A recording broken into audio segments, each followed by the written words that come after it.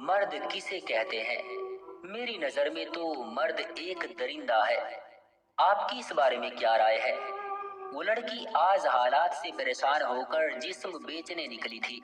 शहर के एक छोटे से बस अड्डे पर सर झुकाए बैठी थी, जैसे मन में घबराहट थी। रात के 8 बजे थे। तभी मेरा गुजर उसी के पास से हुआ। उसने मुझसे कहा कि चलोगे साहिब?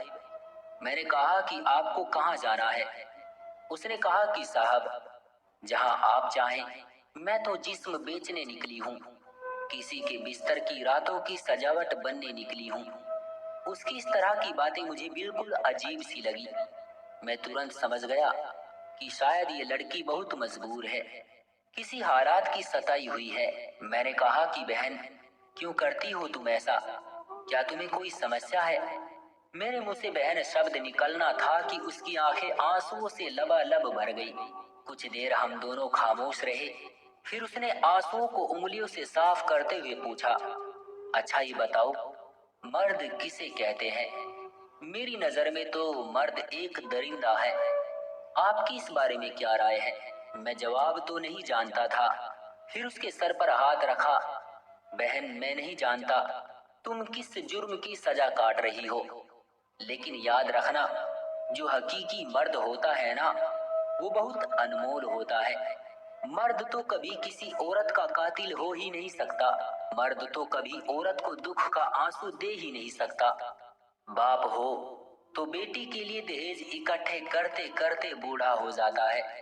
भाई हो तो बहन का रक्षक बन जाता है। पति हो तो जिंदगी बन जाता है। मर्द हर हाल में औरत का हमदर्द होता है। वो लड़की कहने लगी, साहिब, तुम्हारी बातों पर मैं बहल नहीं सकती। मैंने उसको अपने साथ लिया और एक अस्पताल पहुंचा। वैसे तो मुझे अस्पताल से आगे किसी दोस्त से मिलने जाना था, इसलिए मैंने सोचा रास्ते में पड़ता है अस्पताल, दोस्त के हालचाल ही पूछता चलूं। अस्पताल पहुंचा। वो लड़की भी साथ थी। जिंदगी ने एक अजीब मंजर देखा। एक व्यक्ति एक लड़की को बाहों में उठाए उससे कुछ कह रहा था। मैं थोड़ा करीब हुआ। फिर कुछ दिलकश बातें सुनाई देने लगी। आप क्यों परेशान हैं? मेरी बेटी का ख्याल रखना। वो दोनों पति पत्नी थे। पत्नी के दोनों गुर्दे खराब हो चुके थे, मौत के मुंह में थी। पति प्यार से कहने लगा, जानकी, तू क्यों परेशान है? मैं कुछ नहीं होने दूंगा तुमको। पत्नी हल्का सा मुस्कुराई। बस करे मोहन, आप क्या क्या करेंगे मेरे वास्ते? इतने में डॉक्टर पास आया। आप गए नहीं अभी तक? उस लड़की का पति, जिसका नाम मोहन था, डॉक्टर की तरफ देख कर बोला, डॉक्टर पाजी, मैंने पैसों का इंतजाम कर लिया है, आप मेरी पत्नी का ऑपरेशन करें। डॉक्टर बोला, आपने गुर्दे का इंतजाम कर लिया है क्या? मोहन कहने लगा, डॉक्टर साहब, मैं अपना एक गुर्दा दे दूंगा ना अपनी पत्नी को। डॉक्टर गुस्से से बोला, तुम पागल हो गए हो क्या? अपनी सेहत देखो, हम तुम्हारी जान का रिस्क नहीं ले सकते। इतना कहकर डॉक्टर चला गया। मोहन कोई देहाती पेंडू सा लग रहा था। अपनी पत्नी को जमीन पर लेटाया। जान, यहाँ इंतजार करो, मैं अभी आता हूँ। वो लड़की और मैं, हम दोनों वो मंजर देख रहे थे। मोहन डॉक्टर के पास गया, आंखें मिलाते हुए बोला, डॉक्टर पाजी, अगर मेरी जानकी मर गई ना, तो मैं भी मर जाऊंगा। वो ना मेरा सब कुछ है। डॉक्टर पाजी, आपने 10 लाख रुपए मांगे थे ना, मैंने घर बेच दिया अपना। ये पूरे 11 लाख रुपए हैं। मुझे पैसे से कोई मतलब नहीं है, बस आपको उस ईश्वर का वास्ता है, मेरी जानकी को बचा ले। हमारी एक छोटी सी बेटी भी है। डॉक्टर पाजी, वो दर्द में है तो मेरी जान निकल रही है। आपके पैर पड़ता हूँ, मेरा एक गुर्दा मेरी पत्नी को लगा दे। डॉक्टर बोला, आप मर भी सकते हैं। हाय कुर्बान जाऊं उस हमसफर पति ने वफा की हद कर दी। कहने लगा, डॉक्टर पाजी, मेरे मरने से मेरी जान की अगर बच सकती है तो आप मुझे मरने दे। हाय मर्द की ये पाकीजा मोहब्बत, ये सब वफादारी, ये मोहब्बत, ये साथ, ये सफर। डॉक्टर पहले मना करता रहा, मैं आगे बढ़ा। डॉक्टर को अपना परिचय करवाया। आप उनका ऑपरेशन करें, इतनी मोहब्बत को परमात्मा कुछ नहीं होने देगा। वो लड़की भी मेरे साथ थी। डॉक्टर ने कहा कि ठीक है, आज रात 2 बजे ऑपरेशन करेंगे। उसने अपनी पत्नी का सर गोद में रखा, कभी माथा चूम रहा था तो कभी हाथ। जानकी, डॉक्टर पाजी कह रहे हैं तुम बिल्कुल ठीक हो जाओगी। देखना, पहले की तरह हम फिर 20 रुपए वाली कुल्फी खाने जाएंगे। चाचा जगदीश के गोलगप्पे भी लाकर दूंगा तुमको। तुम पहले जैसी ठीक हो जाओगी। जानकी ने मोहन का हाथ जोर से पकड़ा। मोहन, आप क्यों मेरे लिए खुद को कुर्बान कर रहे हैं? मुझे मरने दे। आप दूसरी शादी कर लेना। मोहन ने जानकी की आंखों को चूमा। ये जिंदगी तो तुम्हारे साथ है जानकी, तुम्हारे बिना तो एक सांस भी ना लूं। ऑपरेशन का वक्त हो गया। मैं भी वहीं मौजूद था। वो लड़की भी साथ थी। मोहन अकेला गार्डन में खड़ा रो रहा था। न जाने किससे कह रहा था, पाजी अगर मैं मर गया ना तो मेरे जितने पैसे बनते हो मेरी पत्नी को दे देना। फिर किसी और को फोन किया, चाचा जी मेरी बेटी और पत्नी के सर पर हाथ रखना, मेरी बहुत लाडली है। अगर मुझे कुछ हो गया ना तो मेरे मरने पर ज्यादा खर्च ना करना, बस मेरी जानकी का ख्याल रखना। आंसू साफ किए। पुराने से कपड़े पहने थे, कमजोर सा जिस्म, मैले कुचैले से कपड़े, गुर्बत साफ दिखाई दे रही थी। जानकी के सीने से लगा और बहुत रोया।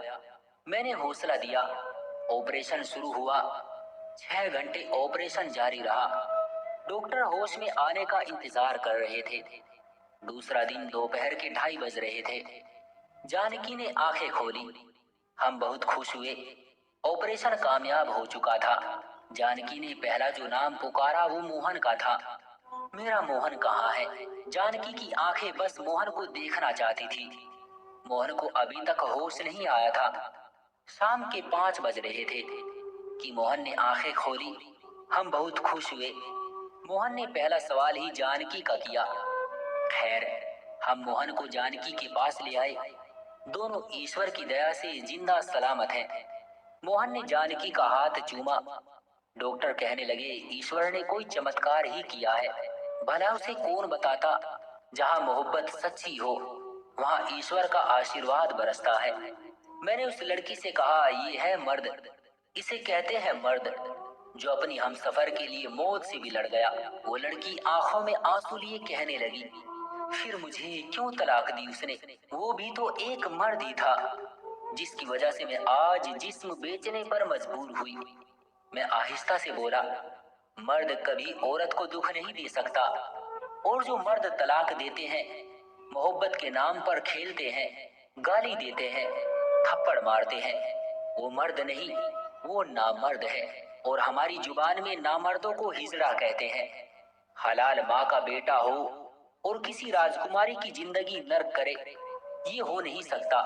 अगर मर्द मोहन जैसे हो जाए ना, वफादार बाकिरदार मोहब्बत करने वाले, तो भगवान की कसम हर औरत पाकीजा और वफादार हो जाएगी। मोहब्बत मोहन जैसी हो तो सांस में बसा लेती है हर जान की। अपने गिरेबान में झांक कर देखें, आपने अपनी पत्नी को कितना सुख दिया है। आपने अपनी हमसफर के लिए मोहब्बत का बाग सजाया है, या फिर गाली गलौज मारपीट करके साबित कर रहे हैं कि आप मर्द नहीं हिजड़े हैं। किसी राजकुमारी को तलाक देकर कहते हो मेरे बाद दर दर की ठोकरें खाओगी। क्यों भूल जाते हो परमात्मा सब देख रहा है? राजकुमारी बनाकर रखें अपनी पत्नी को, कसम से जिंदगी बहुत खूबसूरत हो जाएगी। और हकीकी मर्द वही होता है जो अपनी पत्नी को राजकुमारी बनाकर रखे। और मेरी लड़कियों से भी गुजारिश है कि अपने पतियों को राजा समझे और खुद उनकी रानी बने, ना कि अपने पति को गुलाम बनाए, क्योंकि गुलाम की पत्नी रानी नहीं होती। वक्त के साथ साथ किस्मत में जो लिखा है, खुशियां, मुश्किलें और परेशानियां आती रहती हैं। हमेशा एक दूसरे का साथ दें। हकीकत में हम सफर तो वही है जो हर हाल में साथ निभाए, चाहे भूखा क्यों ना रहना पड़े, बस एक दूसरे का सहारा बने। एक दिन आएगा जब सारी परेशानियां दूर हो जाएंगी, मुश्किल वक्त चला जाएगा। लेकिन अगर मुश्किल वक्त में एक दूसरे का साथ छोड़ दिया ना, तो सिर्फ बेइज्जती ही नहीं होगी, बल्कि जिंदगी नर्क बन जाएगी। दोस्तों, आप कैसा हमसफर चाहते हैं? क्या आज के दौर में सिर्फ पैसा ही सब कुछ है? अपनी राय कमेंट बॉक्स में जरूर दीजिएगा। ऐसे ही और वीडियोस देखने के लिए चैनल को सब्सक्राइब करें। मुझे दीजिए अगली वीडियो तक इजाजत।